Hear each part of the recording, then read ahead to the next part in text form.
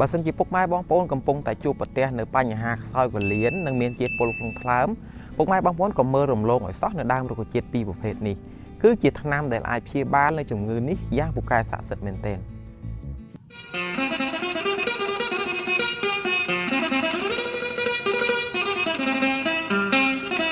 ជំរាបសួរពុកម៉ែបងប្អូនទាំងអស់គ្នាថ្ងៃនេះខ្ញុំបាទក៏មានវីដេអូចែករំលែកអំពីរុក្ខជាតិដែលអាចធ្វើជាឱសថបានទៀតហើយ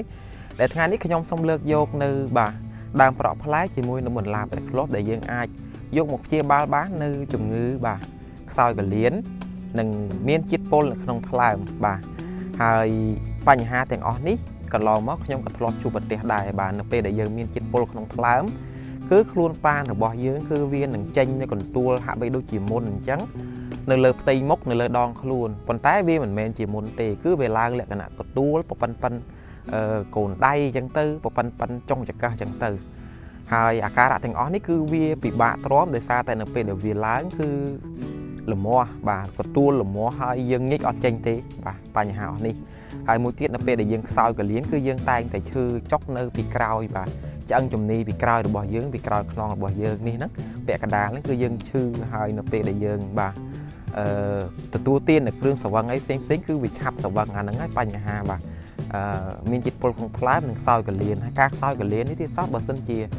បើយើងទុកឲ្យនៅយូរវាអាចនឹងឈានទៅដល់កម្រិតមួយដែលយើងត្រូវវះកាត់កលៀនផងដែរដូរកលៀនដូរអីអញ្ចឹងទៅឬក៏លាងឈាមអញ្ចឹងទៅខ្ញុំឃើញច្រើនមែនទែននៅលើបណ្ដាញសង្គមដែលគេបានផ្សព្វផ្សាយអញ្ចឹងជំងឺទាំងអស់នេះគឺលែងជាបញ្ហាទៀតហើយសម្រាប់ពុកម៉ែបងប្អូនដោយពុកម៉ែបងប្អូនគ្រាន់តែយកនៅដើមបន្លាព្រះឃ្លោកជាមួយនឹងដើមប្រក់ផ្លែដែលរុក្ខជាតិពីរប្រភេទនេះគឺយើងអាចប្រើប្រាស់នៅក្នុងការព្យាបាលនៅជំងឺទាំងពីរមុខនេះបានដោយយើងគ្រាន់តែ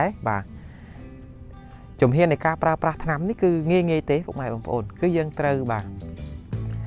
ដកទៅរកដកដើមបន្លាព្រះឃ្លោកហើយនឹងដើមប្រក់ផ្លែយកមកយើងលាងទឹកឲ្យស្អាតលាងទឹកឲ្យស្អាតទៅដើម្បីឲ្យវាជ្រះនៅដីនៅអីផ្សេងហើយយើងអាចប្រើទាំងរឹសក៏បានទាំងអីក៏បានដែរយើងយកពីប្រភេទហ្នឹងគឺយើងហាលឲ្យស្ងួតមែនទែនហើយយើងដាំជាមួយនឹងទឹកនៅពេលដែលយើងហាលស្ងួតគឺយើងយកមួយក្តាប់ដៃគឺ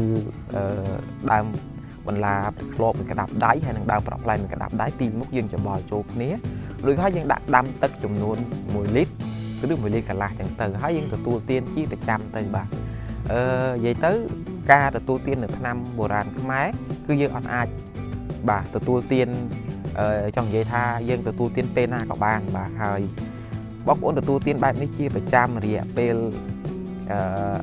វែងឬខ្លីអាស្រ័យទៅលើជំងឺរបស់យើងនឹងកើតមានយូរហើយឬក៏ទៅតែកើតទេ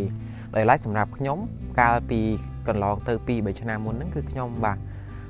មានជំងឺនេះគឺមានជាតិពុលក្នុងថ្លើមហើយក៏ខ្សោយកលៀនផងដែរនៅពេលនោះគឺខ្ញុំបានធ្វើបែបនេះគឺយកដើមនឹងយកមកហាលហើយច្បល់ចូលគ្នារួចយើងដាំទឹកហូបគឺខ្ញុំហូបរយៈពេល7-2 ខែបងប្អូនគឺខ្ញុំជាដាច់តែម្ដងជាដាច់គឺអត់មាន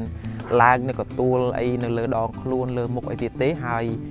កន្ទួលអស់ហ្នឹងគឺវាបាត់ទៅវិញដោយឯងហើយក៏លែងមានឡើងមកវិញទៀតដែរហើយកលៀនទៀតសោតបញ្ហាដែលយើងធ្លាប់ជួបគឺនឹងជ្រះស្រឡះតែម្ដងប៉ុន្តែយើងត្រូវតែតមនៅរបស់ផ្សេងដែលយើងធ្លាប់ហូបហើយវាមាននៅអាការៈអស់នេះដូចជាទី1គឺស្រាទី2គឺភេសជ្ជៈផ្អែមគ្រឿងកំប៉ុងអីផ្សេងដែលវាមានផ្ទុកនូវសារជាតិដែលអាចធ្វើឲ្យយើងខ្សោយកលៀនឬក៏មានជាតិពុលអីផ្សេងហ្នឹងអញ្ចឹងសរុបមកវិញវីដេអូថ្ងៃនេះគឺខ្ញុំសូមចែករំលែកប៉ុណ្ណឹងហើយក៏សូមខន្តីអភ័យទោសបើសិនជាខ្ញុំបានធ្វើការអធិប្បាយទៅមានចំណុចត្រង់ណាមួយដែលខុសឆ្គងហើយរុក្ខជាតិពីរប្រភេទនេះមិនត្រឹមតែព្យាបាលនៅជំងឺពីរប្រភេទនេះទេប៉ុន្តែវាអាចព្យាបាលនៅជំងឺជាច្រើនមុខជាបន្តទៀតប៉ុន្តែខ្ញុំសូមលើកយកតែពីរសិនហើយជាចុងក្រោយខ្ញុំបាទសូមអរគុណនិងសូមជម្រាបលា